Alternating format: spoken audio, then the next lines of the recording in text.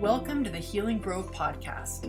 I'm Dr. Kristin, an integrative holistic family physician, author of Life After Lyme, and host in this virtual space of learning, healing, and growing. I believe humans are like trees, and our physical limb is only one of many.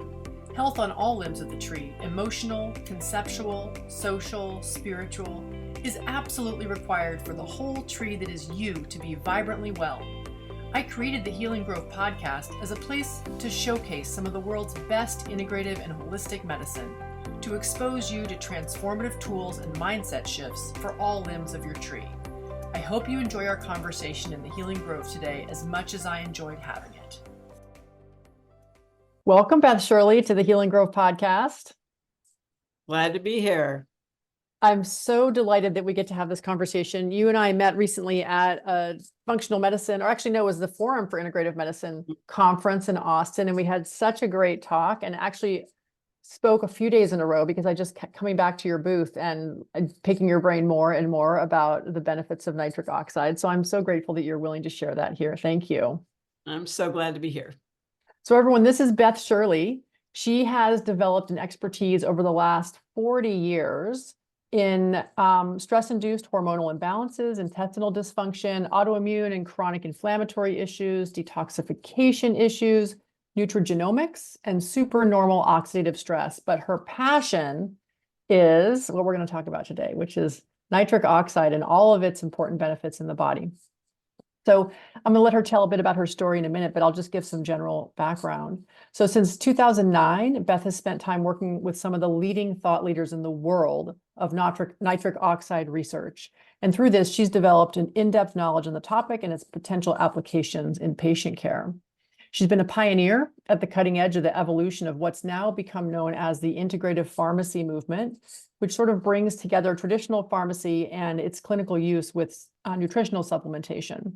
She's worked closely with both scientists and cutting-edge companies, working on innovative nutritional solutions, and she herself formulated a project that was awarded the first patent on a supplement to increase sexual desire and satisfaction in both men and women. And that's going to be available shortly, in case you're wondering. She's currently the Director of Education and Research at Approved Medical Solutions. And I'd like, if you would, Beth, tell us a little bit about how you landed on this amazing journey that you're on. I became a pharmacist because I thought I was going to help people. And after being a pharmacist for 20 years, seeing people come back sicker and sicker on more and more drugs, in 1997, I became a certified clinical nutritionist. So I actually became the pharmacist to go to if you wanted to get off drugs or not go down that road to begin with. So I've been in the alternative, functional, integrative medicine space since 1996. Wow. Which was kind of when that whole space was getting its birth. Yeah, it is. So you're like one of the founding mothers. It was pretty exciting because it was just like opening up. People really figuring out biochemistry and how we can support biochemistry instead of using drugs that are anti this, anti that, you know. Yeah, I'm curious to know who was sort of in the mix with you at that time. I mean, were there sort of similarly disgruntled pharmacists and people, maybe doctors and scientists? Who was there? No, very few pharmacists. Jeff Bland, I learned a lot from him back in the 90s.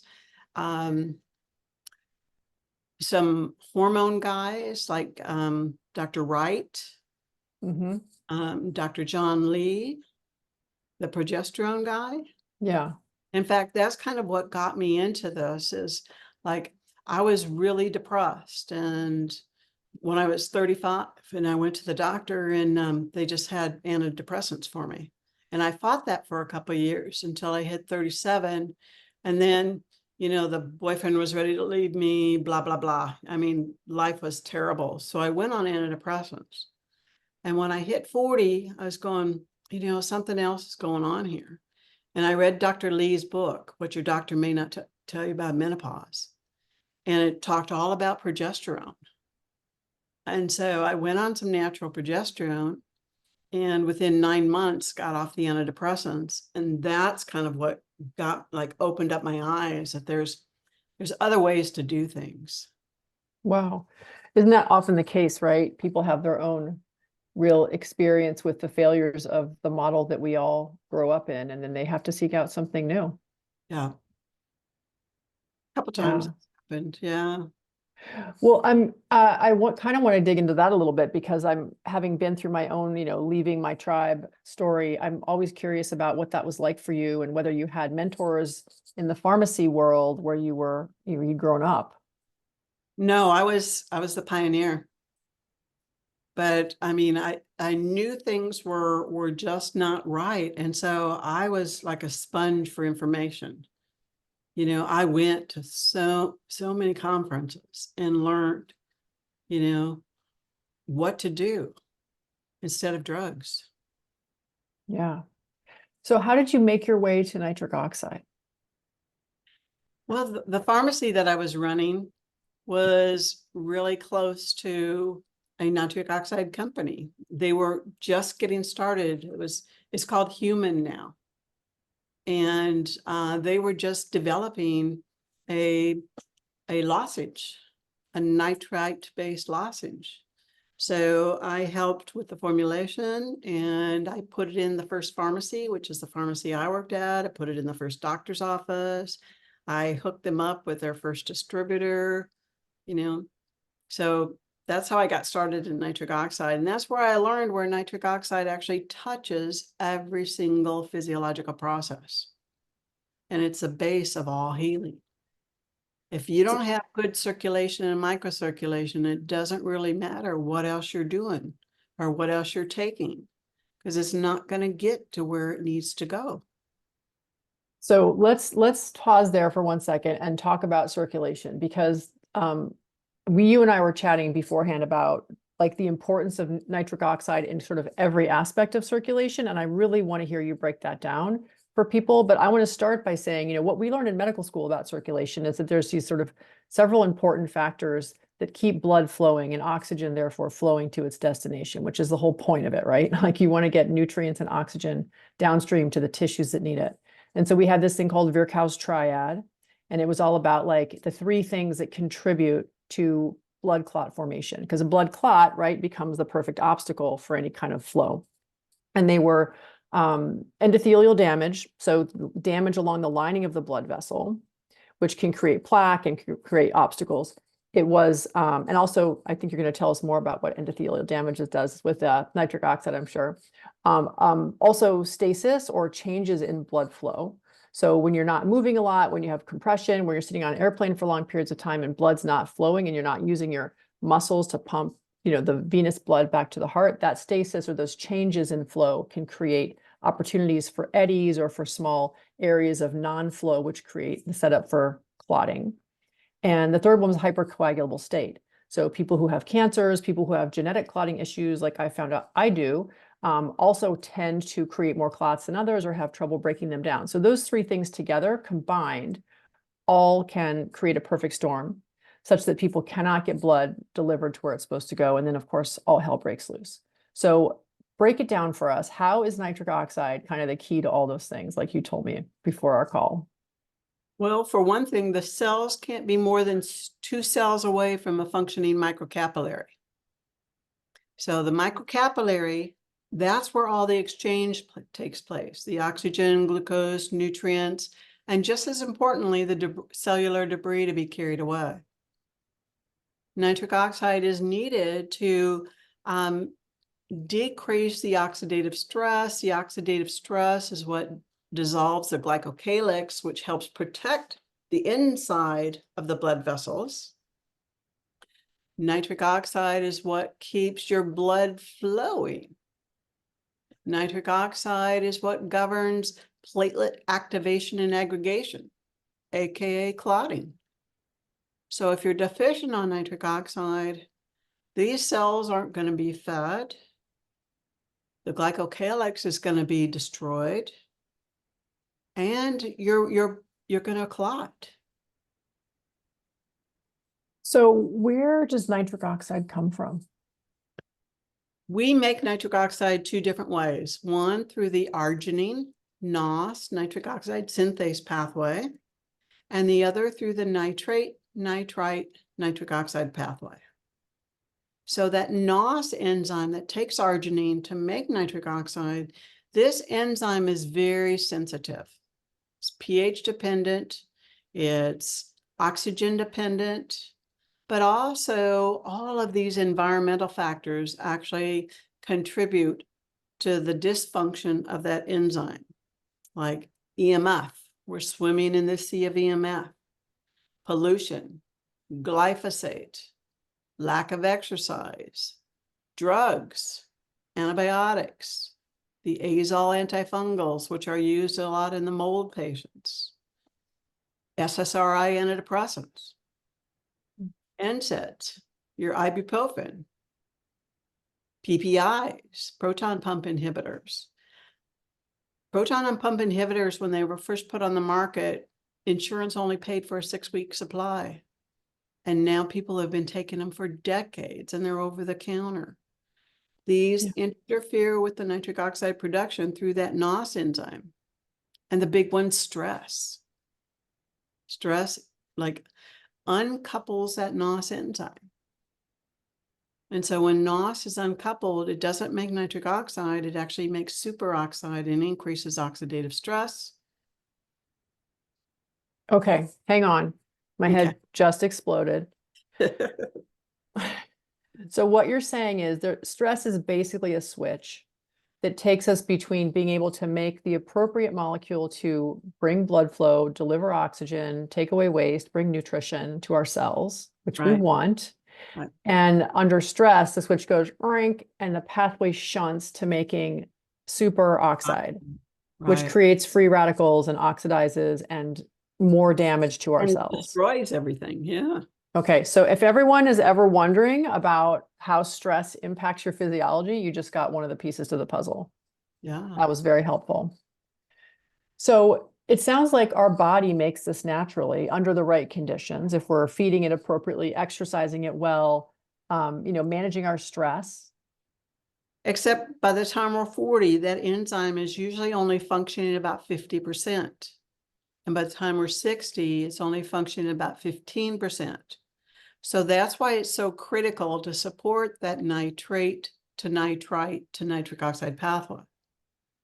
And so we can get that through our nitrate-rich veggies, our arugula, spinach, beets, bok choy, celery, or we can take it like a nitrate-based supplement because that pathway can take up the slack when that NOS is not functioning so well.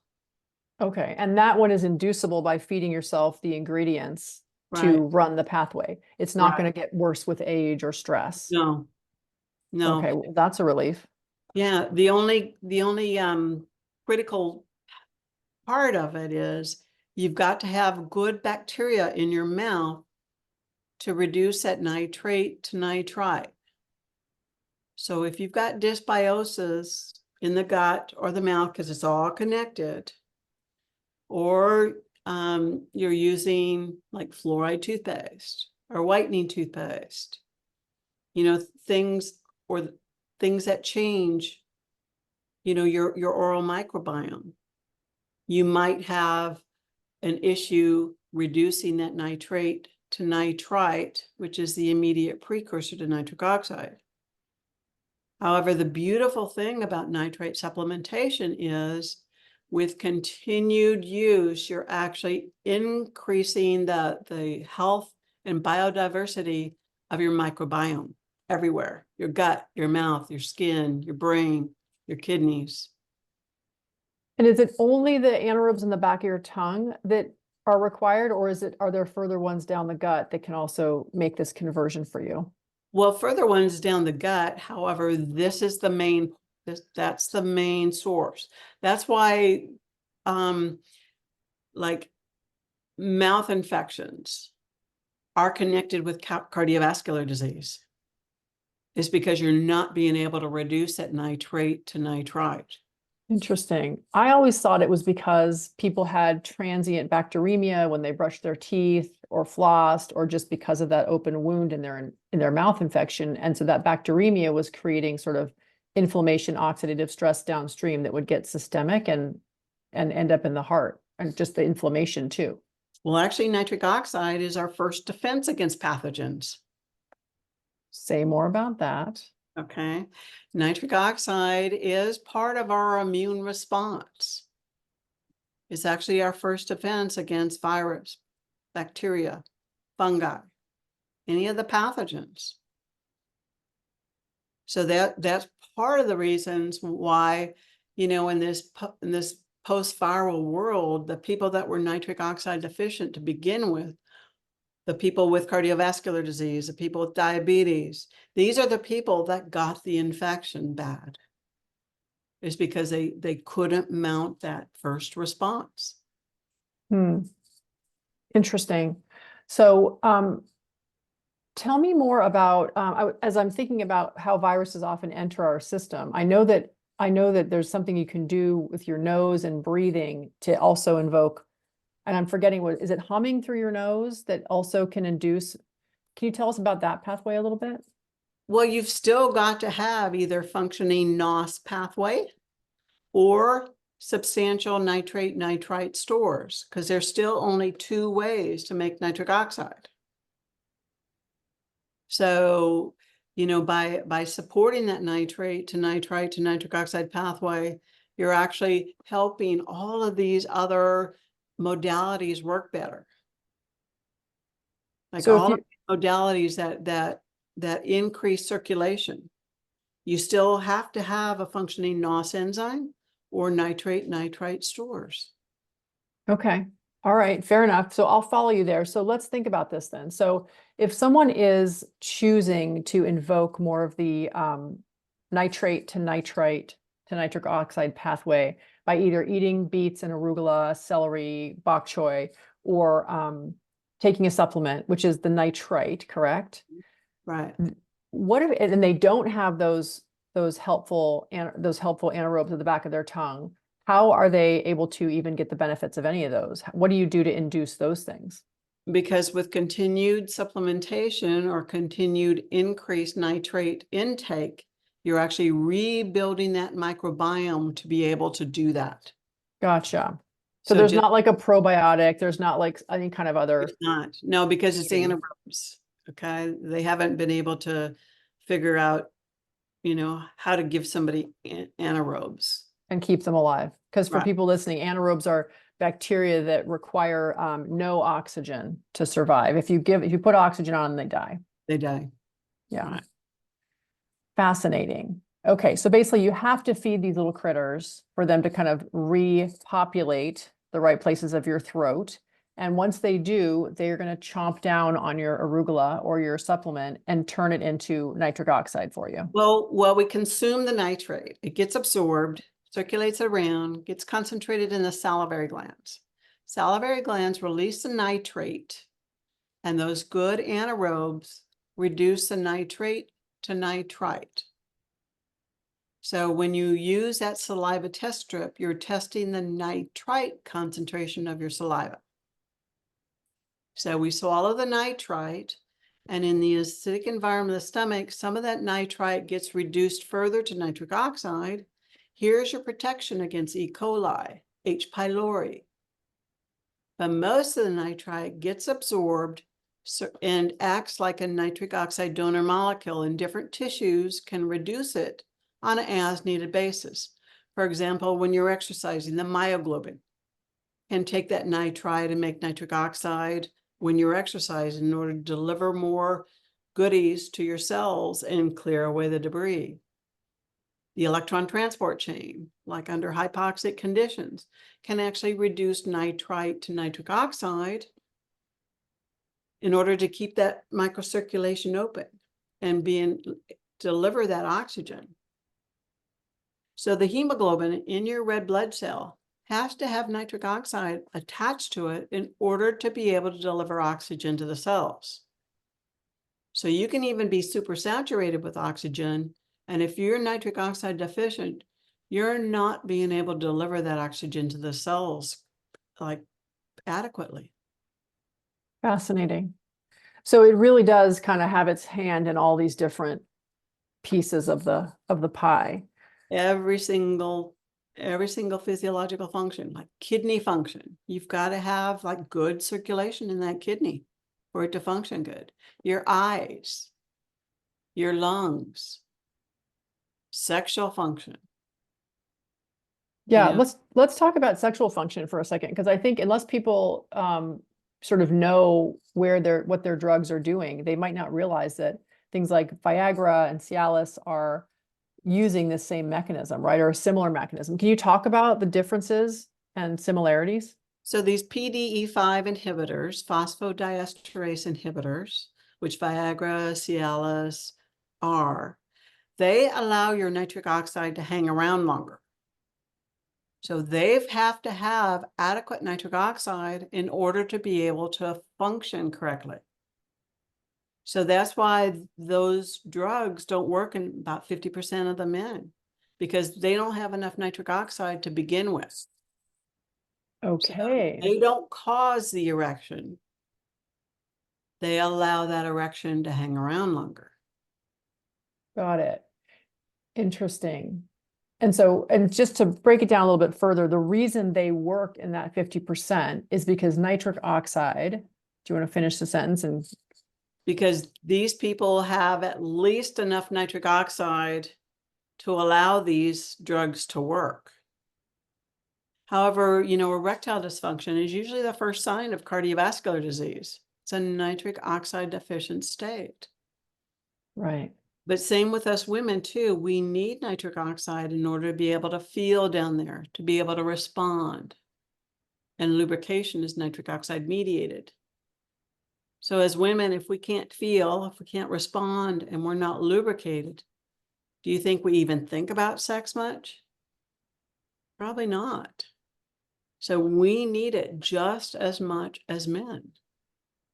And the reason it's working, just to put a point on it, is because nitric oxide is creating a series of events that relaxes smooth muscle, right, in the blood vessel wall. So this relaxed smooth muscle allows that blood vessel to open up wider, a larger diameter allows more flow, and things get engorged, right? And then things have feeling because they're functioning properly. Right. Yeah. So it's a little hard to believe that this is involved in so many things. Is there anything nitric oxide is not doing, Beth? No, and that's why I haven't gotten bored yet, in 15 years, because it touches every single physiological process.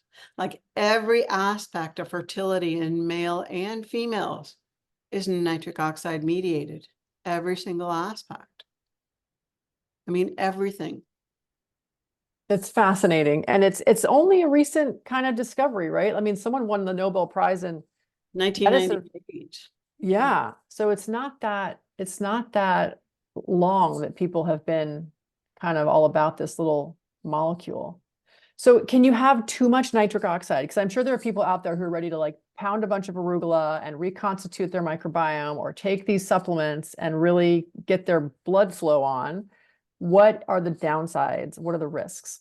Well, as far as the nitrate goes, it's pretty difficult to get too much because the DASH diet, dietary approaches to stop hypertension, has about 1,200 to 1,500 milligrams of nitrate per day.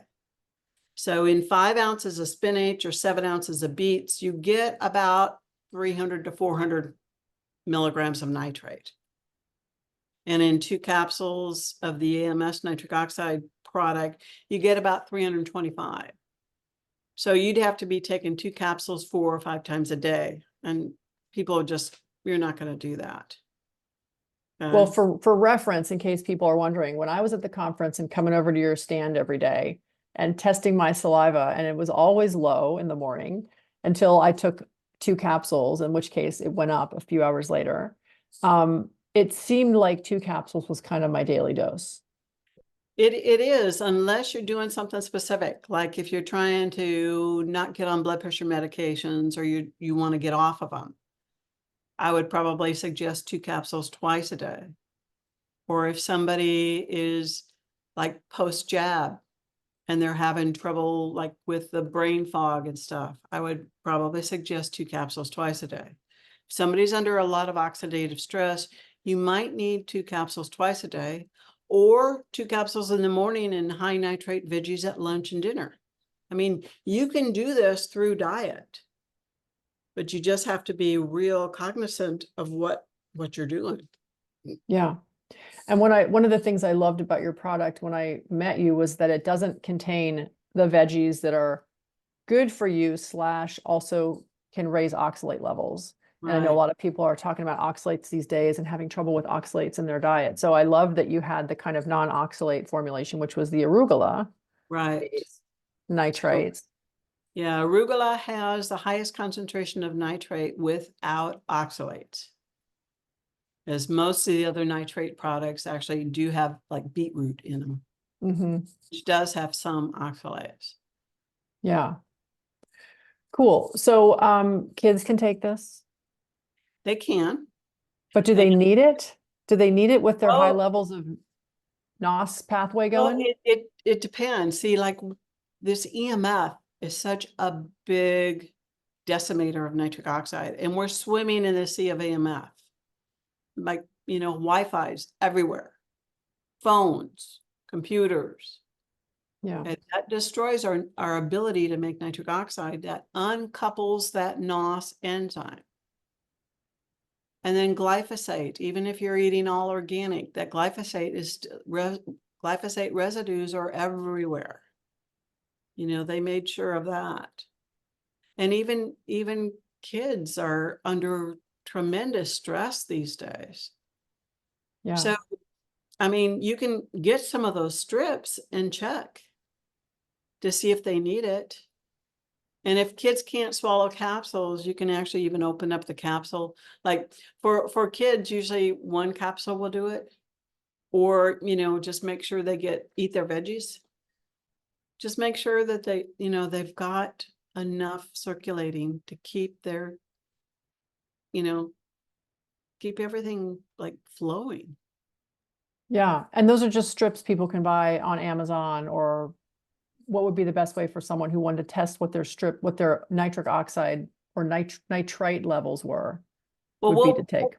we'll put, a code for you and how they can order in your show notes, Oh, cool.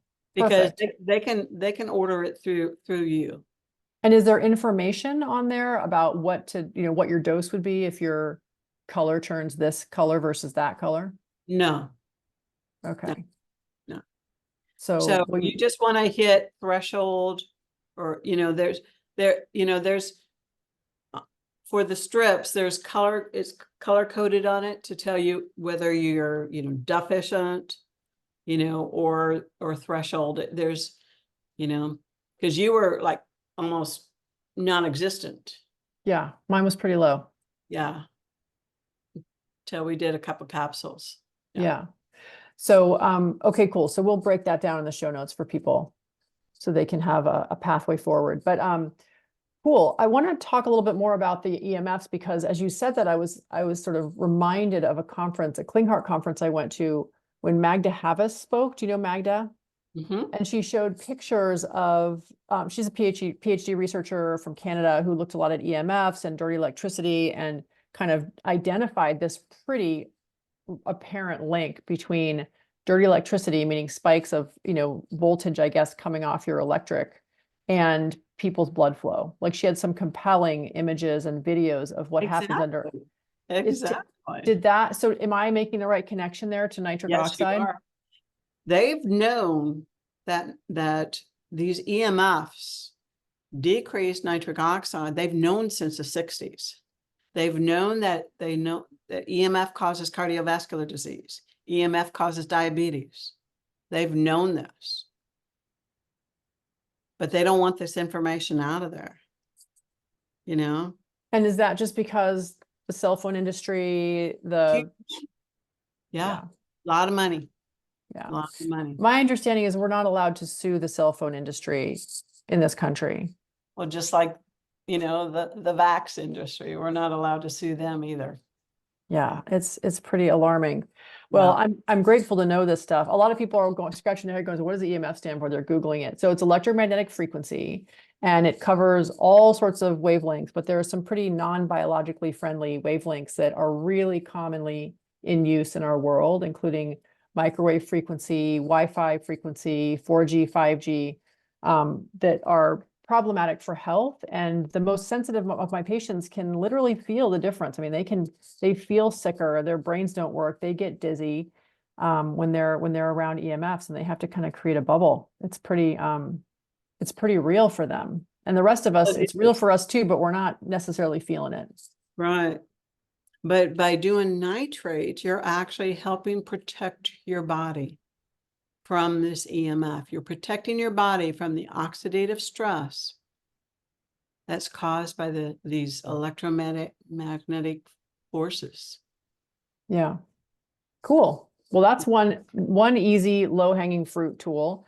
I want to talk for a minute about the words nitrate and nitrite, because I know a lot of people are trying to avoid nitrates and nitrites in their food or in processed foods. Right. But that's been disproved over and over. And in fact, where that came from was not real life. It was like in a lab. But if you can produce nitrosamines from your nitrate or nitrite if you don't have an antioxidant. So even back in the 80s, they included antioxidants with the nitrate nitrite foods.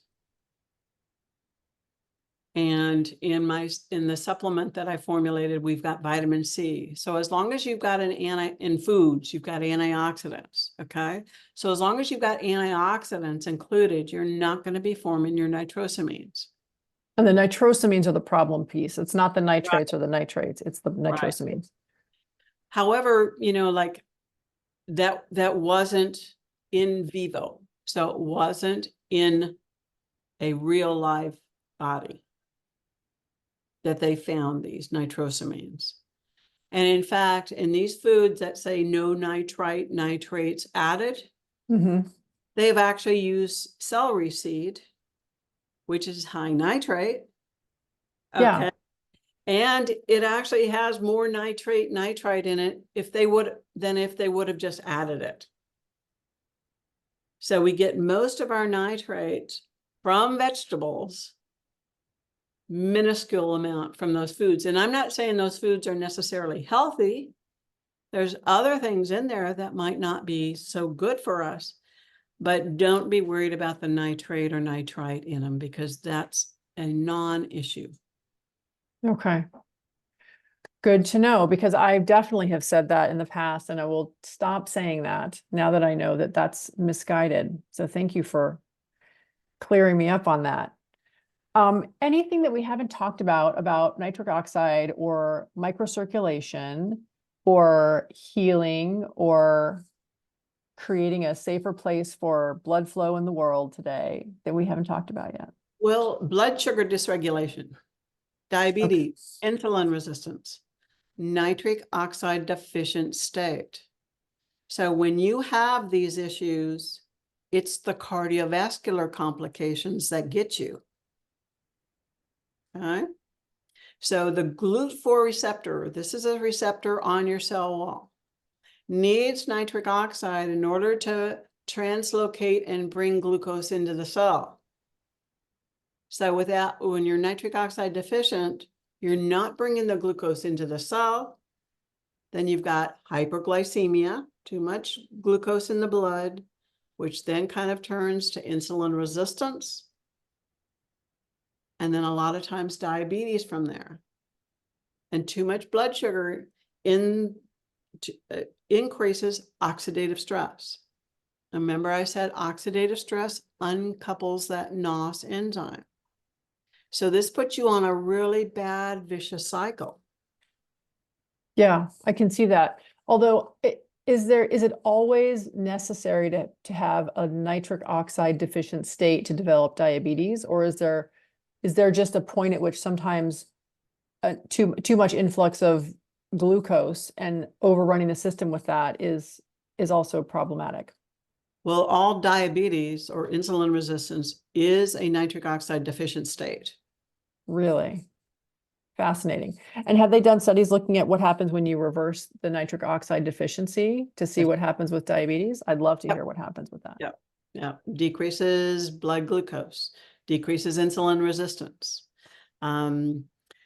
decreases triglycerides. Okay. Decreases like, we can actually even put a study in the show notes if you want. It's my favorite study because it just shows by you supporting that nitrate to nitrite to nitric oxide pathway, you're affecting all of these. You're affecting your blood lipids. You're affecting everything. Amazing. Yeah, I'd love to see that study, and we'll definitely add it to the show notes. Fascinating. So that's so funny. I felt like I had a sense of, what I'd gotten from you at this conference when I picked your brain for 3 days, and I feel like my head's exploding over and over again, which is amazing. What else haven't we talked about that's going to make my head explode? How about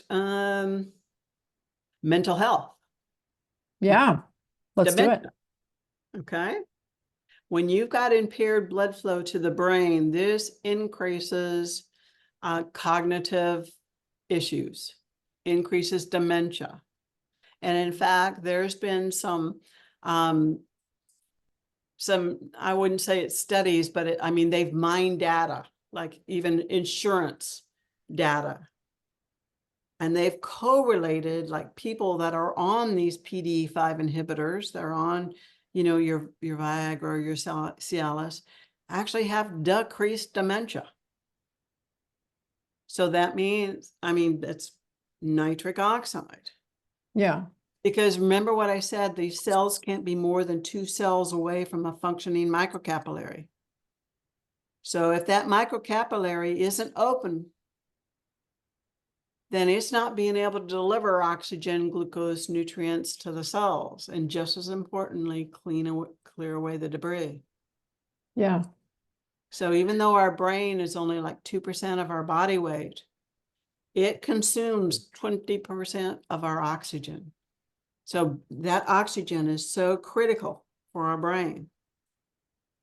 And in today's like post-viral, post-jab world, the spike protein is actually decimating our nitric oxide even more. Tell me about that. Okay. Well, remember I said the hemoglobin has to have nitric oxide in order to be able to deliver the oxygen. So in hemoglobin, there's iron at the core, and the iron Fe2 plus is what carries your oxygen. The spike protein oxidizes that Fe2 plus to Fe3 plus, so it can't carry oxygen. So our nitric oxide can help us. Nitric oxide can scavenge that Fe3 plus, which is called cell-free heme, can scavenge it, but then it takes nitric oxide out of circulation from doing all these other good things, from keeping those, the circulation open. So it makes this nitric oxide deficient state even worse. So in other words, the nitric oxide is repairing the blood cell, but in the process of doing that, it sort of gets used up. Yeah, it takes it out of being bioavailable to do all these other good things. Gotcha. So that's why you see all these people, like they're complaining of brain fog, and they just can't remember things anymore. And even, like anger and depression, because you're not getting circulation to that brain. Yeah. And nitric oxide is actually even connected with anxiety and depression. When you're deficient, you've got increased depression, increased anxiety. So it's correlated, in other words, with increased incidence of depression and anxiety, low nitric oxide? Well, nitric oxide stimulates BDNF, brain-derived neurotropic factor, which has everything to do with how the brain functions, neuroplasticity and neuron health, neurogenesis, you know, making your neurons. So when you're deficient, you don't have enough BDNF, and these nerves are not functioning correctly. How does BDNF makes me think of exercise, because I know that's another big thing that increases your BDNF. Well, How does exercise increases nitric oxide. Well, that was my question then. Is that connected to the increase in BDNF? Yeah. Yeah, exercise, because the lack of exercise depletes your nitric oxide. Increased exercise actually stimulates that NOS enzyme. Right, right. Or what's left of it if you're over What's left of 40. it. Uh-huh. Yeah. Is there any way to prevent the loss of the NOS? Actually, nitrate will increase your production of BH4, tetrahydrobiopterin. So BH4 is what keeps NOS coupled. And NOS needs to be coupled to make nitric oxide. Right. So even if anybody has any MTHFR SNPs, Oh, pick me. which about 40% of us do, this means, this is by definition, you're nitric oxide deficient, because you're not being able to make your BH4. And BH4 keeps it coupled. Now, BH4 is a supplement. Like you can supplement for BH4 with certain like methylfolates and other things, right? Well, the methylfolate helps you make it. It helps you make your BH4. However, you still need, like, you know, the base. You need the base. So in other words, it's not going to overcome just supplementing with your, if you have an MTHFR defect, which is going to decrease your ability to kind of move vitamins around appropriately and make different things as an end result. It sounds like one of the things you're not going to make enough of is the NOS. Yeah, especially if you're under oxidative stress. Okay. Okay. So it's a supply and demand thing. Right.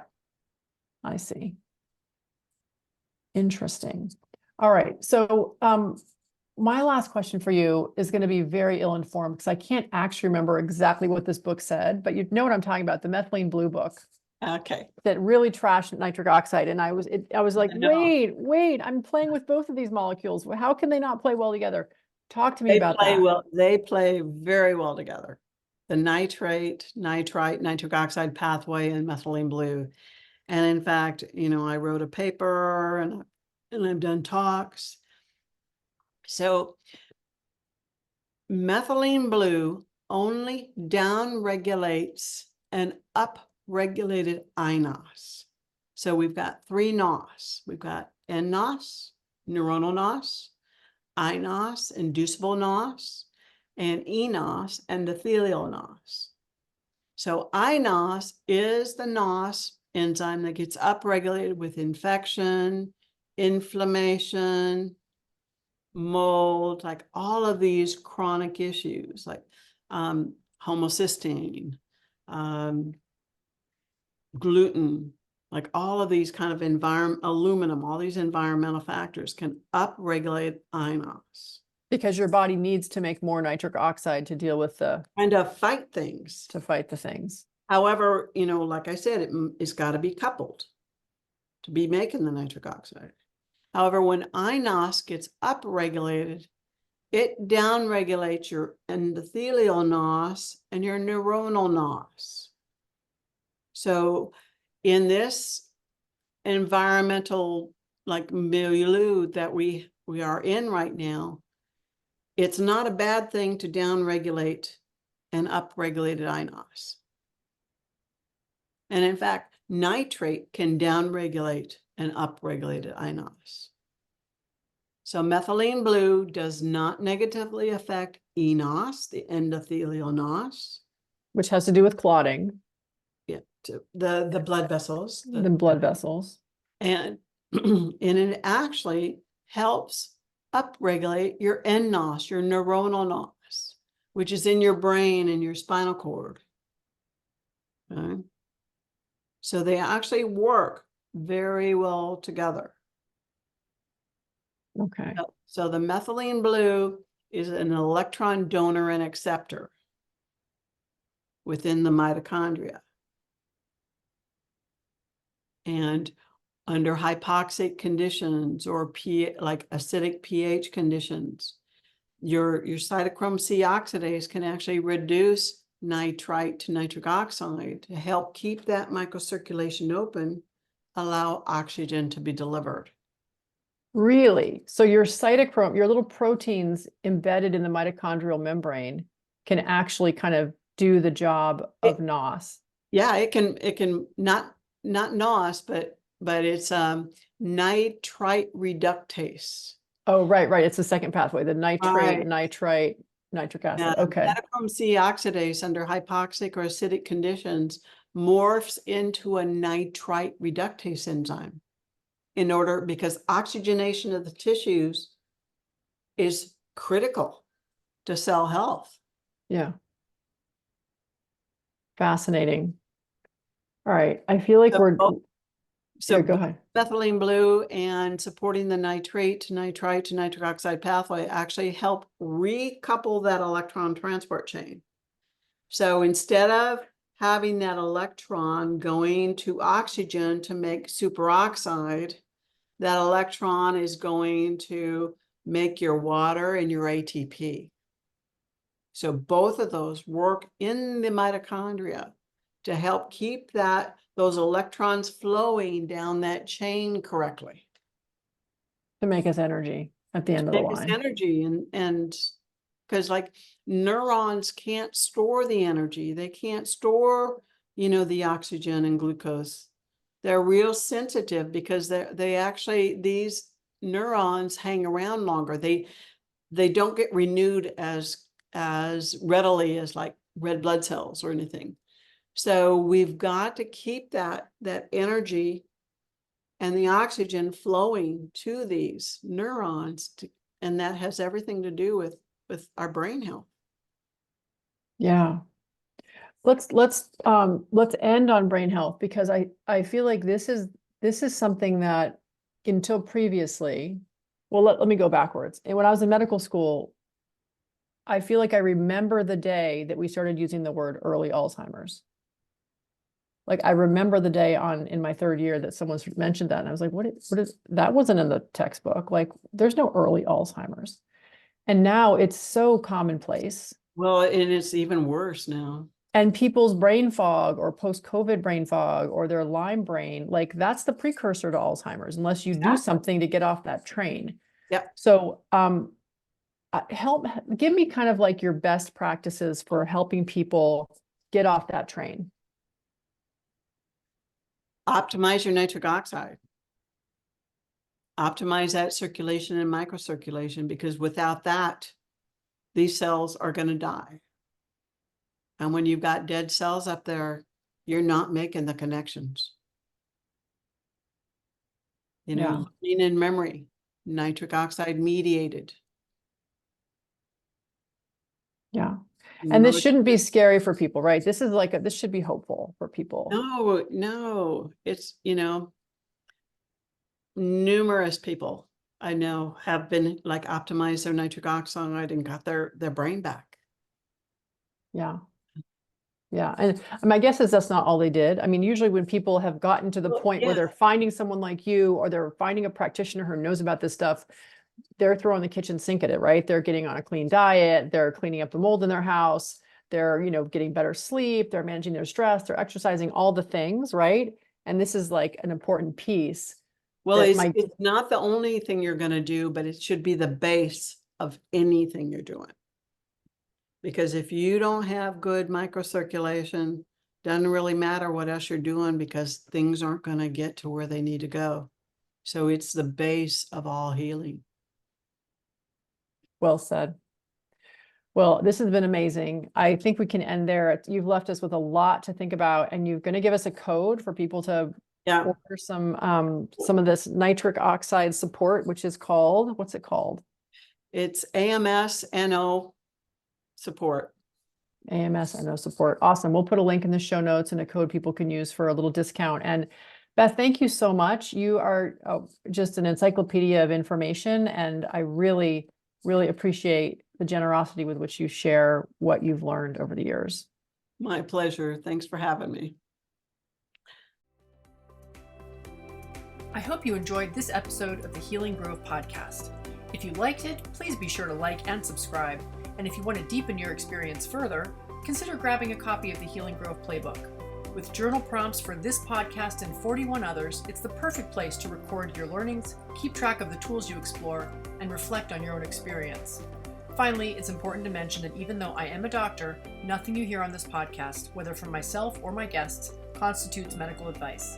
Any intervention you try should always be discussed with and supervised by a trusted member of your own healing team. Thanks for listening, and see you next time in the Healing Grove.